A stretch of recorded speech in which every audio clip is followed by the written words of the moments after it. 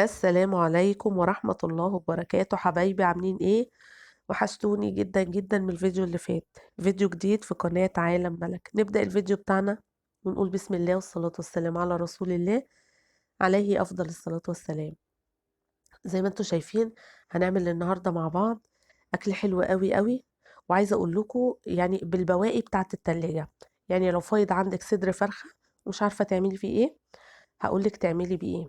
طيب، زي ما انتم شايفين الطبق اللي معايا دوت، معايا فيه صدر فرخة كان باقي عندي.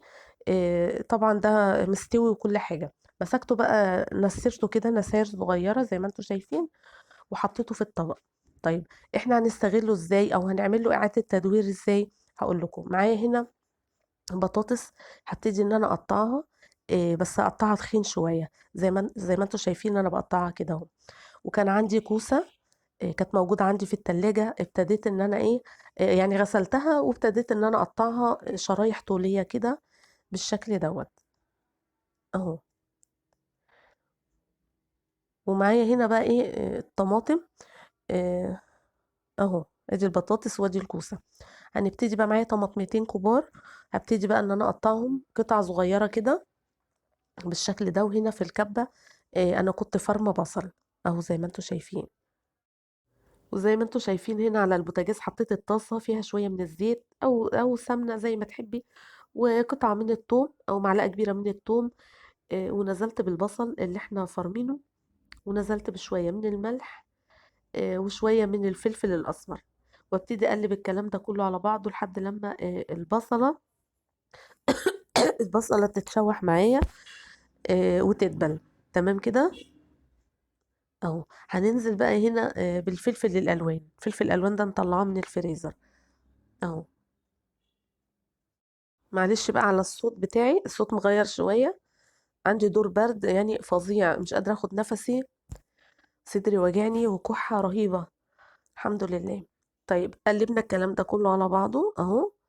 وهبتدي بقى انزل ايه، انزل بالطماطم اللي انا مقطعاها واقلب الكلام ده كله على بعضه لحد لما الطماطم ايه تدبل شوية. هبتدي انزل بمعلقتين من الصلصة، وهحط يعني ايه حوالي ربع كوباية من المية، واسيبها بقى ايه لحد لما تتسبك مع بعضها. طيب، الخلطة اللي احنا عملناها دي انا هاخد شوية منها وهقول لكم ليه. الكمية اللي معايا دي هبتدي بقى ايه، اجيب صدر الفرخة اللي انا مقطعاه وانزل بيه على الخلطة اللي انا عملتها دي، واقلب الكلام ده كله على بعضه واسيبه على النار حوالي دقيقة او اقل.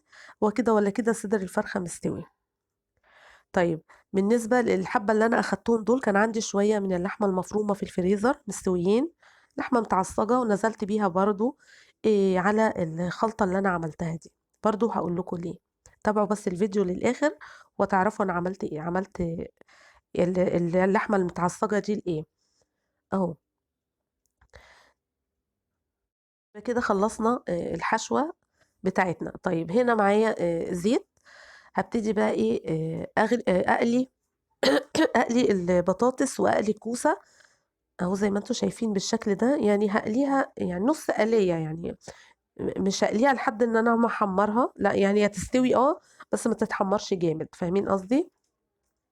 يبقى هقلي كوسة وهقلي البطاطس اهو بالشكل دوت.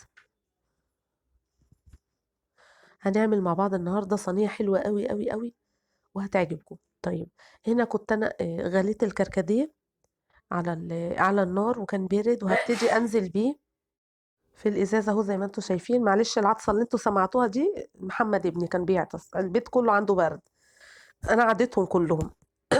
طيب، بصوا بقى احنا هنطبق الكلام ده كله على بعضه.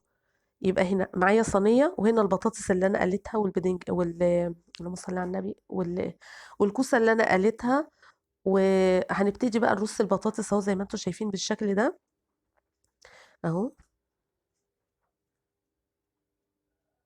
عايزه اقول لكم بقى ان انا الحاجات دي كلها كنت عاملاها من قبلها بيوم يعني في السحور، وتاني يوم طبقت الكلام ده كله على بعضه. فاهمين قصدي؟ يعني عامله الكلام ده كله من قبلها بيوم وحطيته في علب وشيلته في التلاجة، وتاني يوم ابتديت ان انا اعمل الصينيه بتاعتي عشان اسهل على نفسي، لان انتوا عارفين وقت الفطار قبل الفطار ده بيبقى ضيق قوي. طيب خلصت هنا رصيت الكوسة ورصيت البطاطس وابتديت أنزل بالشاورما اللي احنا عملناها من الصدر الفرخة المستوي، وحطيت الكلام ده كله على بعضه اهو بالشكل ده. أظن طريقتها سهلة وبسيطة. طيب هنجيب هنا بقى جبنة موتزاريلا ونبتدي نحط على الوش بتاعها جبنة موتزاريلا اهو بالشكل دوت، نغرقها كلها بالجبنة الموتزاريلا. صلوا على رسول الله عليه أفضل الصلاة والسلام. اللهم صل وسلم وبارك على سيدنا محمد عليه أفضل الصلاة والسلام. وحطوا لايك، واللي ما اشتركش في القناة يا ريت يشترك في القناة. كده حطيت الجبنة الموتزاريلا بتاعتي وهدخلها بقى الفرن شوية وبعد كده تحت الشواية. طيب بالنسبة للحمة اللي هي المتعصجة اهي زي ما انتم شايفين، ابتديت انزل بيها في الطاسة، وهحط يعني حوالي 3 معالق من الصلصة اهو. هنقفل بقى برطمان الصلصة كده ونقلبه. طيب وهنحط شوية من المية، واروح بقى على البوتاجاز وشوية من الملح حبة صغيرين، واروح بقى على البوتاجاز واسيبهم لحد لما يغلوا شوية كده مع بعض. وبعدين على ما يغلوا بقى نعمل العصير بتاعنا. ده عصير البرتقال اللي انا كنت مفرزناه، البرتقال والجزر. اول حاجة هنعملها هناخد بقى ايه اللي هو لسه يعني متجمد شوية. طيب هناخد البرتقال بتاعنا وننزل بيه في قلب الخلاط كده زي ما انتم شايفين بالشكل ده. بس انا هحاول ايه ان انا افككه من بعضه شوية اهو. وننزل بقى وادي الجزر هنسيبه دلوقتي نخليه في الاخر. هننزل بقى بشوية من المية ونبتدي نضرب بقى ايه البرتقال في الخلاط اهو بالشكل دوت اهو. وبعد كده بقى ايه بعد ما نضربه هنبتدي بقى نجيب مصفى كده ونصفي البرتقال بتاعنا عشان نفصل التفل بتاع البرتقال اهو عن العصير، يعني هنصفيه بالشكل دوت اهو. كده بقى ايه بعد ما صفينا البرتقال هننزل بيه في الخلاط من تاني اهو بالشكل دوت. وهنحط بقى الجزر ونضرب الكلام ده كله بقى ايه مع بعضه. اهم حاجة بس ان انت ايه تصفي البرتقال، وبعد كده بعد ما تصفيه تحطي الجزر وتضربيهم مع بعض اهو. ضربناهم كده كويس. وهنبتدي بقى ايه ننزل بالسكر بتاعنا. طبعا بتحلي السكر زي ما تحبي بقى، يعني عايزة الحاجة سكرها ياما او سكرها قليل زي ما تحبي، يعني بالنظر بتبقي عارفة انت محتاجة قد ايه سكر. وخلاص كده خلصنا عصير البرتقال بالجزر وحطيناه. وزي ما انتم شايفين طلعنا الصينية بتاعتنا الحلوة دي اهي من الفرن. بصوا حاجة كده عظمة. وهنا كنت سلقت كيس من المكرونة، وهبتدي بقى ايه الخلطة اللي انا عملتها باللحمة المفرومة اللي كانت على البوتاجاز على ما عملت العصير. خلصت اهي وجبتها من على البوتاجاز وابتديت انزل بيها إيه على المكرونة اللي انا سلقاها. يبقى كده عملنا الاكل بتاعنا من بواقي التلاجة. كان عندي صدر فرخة عملت بيه احلى صينية، وكان عندي شوية من اللحمة المفرومة. عايزة اقول لكم بقى على حاجة، يعني انا دايما ما بكون بعصج لحمة مثلا وعايزه اعمل مثلا صينيه جلاش او عايزه اعمل مكرونه بشاميل او حاجه، دايما بقى عندي علبه كده في الفريزر بحط فيها شويه كل مره. يعني مثلا عملت نص كيلو لحمه معصجه بشيل منها شويه، كل مره اشيل شويه شويه. فعلى ما يجي اخر الشهر بقى بيكون عندك يعني بيبقوا حبه حلوين. ممكن تكوني آخر الشهر مثلًا ما عندكيش مثلًا لحمة أو يكون الفريزر فضي، فبتبتدي بقى تاخدي البواقي اللي هي موجودة عندِك في الفريزر دي، تعملي بيها بقى إيه، زي ما أنتم شايفين كده مكرونة. عندِك صدر فرخة مش هيتاكل، اعملي صينية زي ديّة.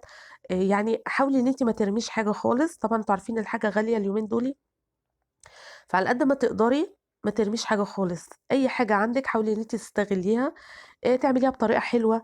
زي ما أنتم شايفين كده عملت الصينية اللي أنا عملتها الحلوة دي من صدر فرخة، ولادي ما كانوش هياكلوه ولا إحنا في البيت أصلًا كنا هناكله، فعملت له إعادة تدوير وعملته أحلى صينية بطاطس بالكوسة وفيها خضار ومغذية وحاطة فلفل ألوان ويعني بصراحة كانت حلوة قوي قوي، وطبعا عجبتهم وأكلوها، يعني أكلتها لهم غصب عنهم.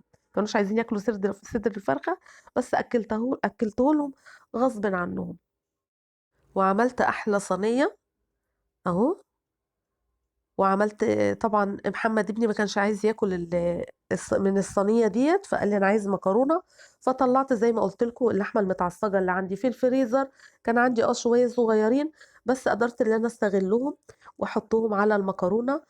قلت بدل ما اعمل مكرونه بالصلصه كده من غير لحمه، لا يبقى نحط عليها لحمه عشان تبقى فيها قيمه غذائيه عاليه شويه. يبقى عملنا هنا المكرونه، وعملنا الصينيه بتاعتنا الحلوه دي، وعملنا عصير البرتقال بالجزر. وده بقى كان الفطار بتاعنا النهارده. يا رب الفيديو بتاع النهارده يكون عجبكم. يا رب الفيديو بتاع النهارده يكون خفيف على قلبكم. اشوفكم على خير في فيديو جديد، والسلام عليكم ورحمة الله وبركاته.